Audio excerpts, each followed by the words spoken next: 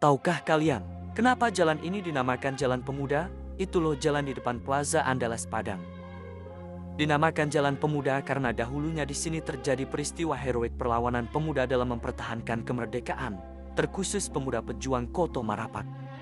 Setelah kemerdekaan Indonesia, penjajahan kembali masuk ke Indonesia, namun kali ini membawa sekutunya dan juga membawa orang Indonesia yang berpihak ke Belanda.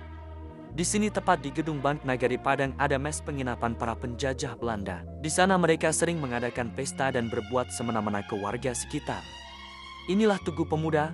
Dahulunya tugu ini terkesan gagah dan terawat, namun sekarang sangat jauh dari kata terawat dan lebih cenderung diabaikan pemerintah. Buat mengingatkan kembali keberadaan tugu ini, dahulu berada di pagar depan Terminal Lintas Padang. Jadi apa yang sejarah tugu ini? Ya karena sudah jenuh dan mukanya pemuda Koto Marapak atas orang Indonesia pro Belanda, mereka melakukan perlawanan dengan menculik dan menghabisi nyawa penjajah ini. Hampir 23 penjajahan dihabisi dan dibawa ke Batu Busuk untuk dieksekusi. Tersebutlah nama pemuda Syarif, aktor di balik perjuangan ini. Akhirnya Syarif ditangkap Belanda dan dipenjara di penjara Muaro dan akhirnya dihukum mati oleh Belanda.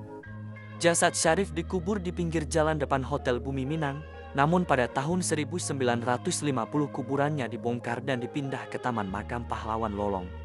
Untuk mengenang maka dibangunlah tugu ini. Follow terus akun Motovlog Sumatera Barat agar tidak ketinggalan update cerita selanjutnya.